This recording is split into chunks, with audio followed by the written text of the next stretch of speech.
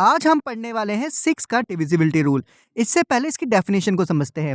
Definition कहती है कोई भी नंबर तभी 6 से डिवाइड होगा जब वो नंबर 2 और 3 दोनों से डिवाइड होगा।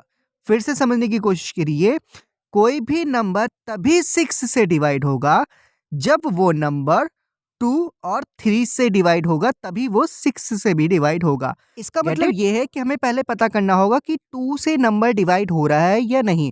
तो इसके लिए मैंने क्या बताया था आपको लास्ट वीडियोस में, मैंने बताया था कि अगर आपको पता करना हो कोई नंबर 2 से डिवाइड हो रहा है या नहीं, तो बस नंबर के लास्ट में देखिए कि 0, 2, 4, 8 अगर आ रहा है तो वो नंबर 2 से डिविजिबल है। ऐसे ही हमें 3 के लिए चेक करना है। 3 का क्या रूल बताया था, अगर कोई भी नंबर 3 से डिविजिबल है तो हमें क्या करना है, उस नंबर के साथ उस नंबर की सभी डिजिट्स को प्लस कर लेना है, फिर जो भी नंबर आएगा उसको हमें डिवाइड करके देखना है 3 से। अगर वो 3 से डिविजिबल है तो इसका मतलब है कि वो पूरा का पूरा नंबर भी 3 से कंप्लीटली डिविजिबल।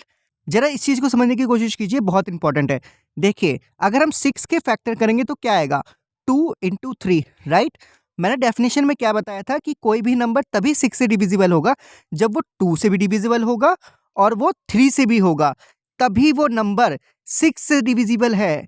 ध्यान रखना, तभी वो नंबर 6 से डिविजिबल है। चलो इस टेबल से समझने की कोशिश करते हैं बहुत सिंपल तरीके से। यहाँ पर मैंने दिखा रखा है जो नंबर 2 से डिविजिबल है और 3 से डिविजिबल है तो वो नंबर 6 से भी डिविजिबल होगा। लेकिन जो नंबर 2 से डिविजिबल नहीं है लेकिन 3 से डिविजिबल है तो वो 6 से डिविजिबल नहीं होगा। फिर थर्ड वाले में दिखा रखा है मैंने, जो नंबर 2 से डिविजिबल है लेकिन 3 से नहीं है तो वो 6 से भी डिविजिबल नहीं होगा। फोर्थ लाइन में दिखा रखा है मैंने कि जो नंबर 2 से डिविजिबल नहीं है लेकिन 3 से डिविजिबल भी नहीं है तो वो 6 से भी डिविजिबल नहीं होगा। समझ में आया? इस चार्ट को याद रखना, सिंपल सा आपको बस इतना ध्यान रखना है, 2 से भी डिविजिबल होना चाहिए कोई भी नंबर और 3 से भी डिविजिबल होना चाहिए, वो ऑटोमेटिकली 6 से भी डिविजिबल हो जाएगा, राइट। बस इतना ध्यान रखो, 2 और 3 से डिविजिबल होना चाहिए, वो 6 से डिविजिबल हो जाएगा। इनमें से किसी में भी अगर 2 या 3 में से किसी में भी अगर डिविजिबल नहीं है तो वो 6 से डिविजिबल नहीं होगा। बस इतना ध्यान रखना है, 2 और 3 दोनों से डिविजिबल होना चाहिए तो 6 से अपने आप डिविजिबल हो जाएगा। Get it?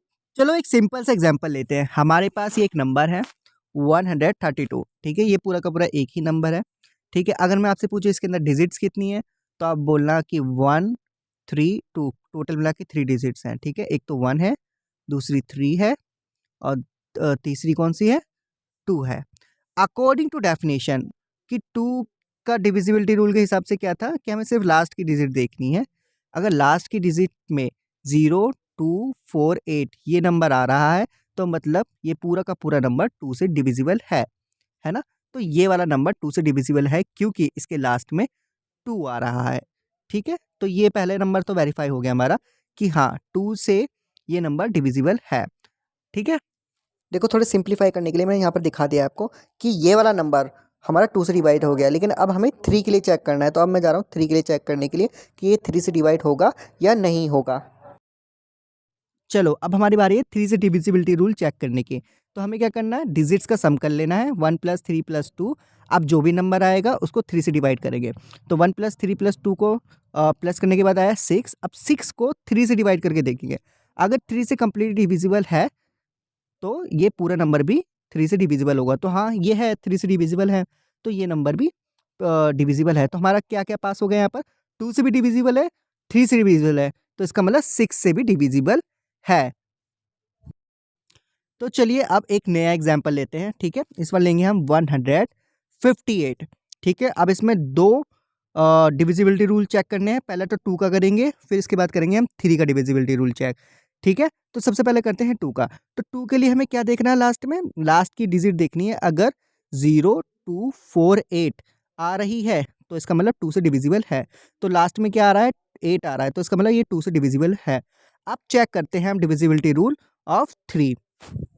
जैसे कि मैंने लास्ट वीडियो में आपको बताया था 3 का डिविजिबिलिटी रूल कैसे चेक करना है।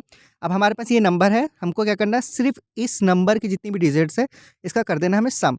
तो 1 + 5 प्लस 8 कर देना है। अब जो भी प्लस होने के बाद जो भी नंबर आएगा हमारे पास उसको कर देना हमें 3 से डिवाइड। तो हमें इसका नंबर प्लस करने के बाद क्या है 1 + 5 + 8 इक्वल टू 14 आया। अब 14 को हम डिवाइड करेंगे 3 से। जब हमने 14 को 3 से डिवाइड करा तो हमने देखा कि 14 कंप्लीटली डिवाइड हो ही नहीं रहा है 3 से, मतलब कि इसमें 2 रिमाइंडर बच रहा है। इसका मतलब ये कंप्लीटली डिविजिबल है ही नहीं। ठीक है, ये जब कंप्लीटली डिविजिबल है ही नहीं तो ये डिवाइड नहीं होगा। तो इसका मतलब क्या है 2 से तो ये नंबर डिवाइड हो रहा था लेकिन 3 से नहीं हो रहा था, इसलिए ये 6 से भी डिवाइड नहीं होगा। समझ में आया अब? आई होप आपको वीडियो समझ में आई होगी। अगर आपको वीडियो समझ में आई होगी और पसंद आई है, please don't forget to like and subscribe my video and also share करना मत भूलना। थैंक यू, मिलते हैं नेक्स्ट वीडियो में।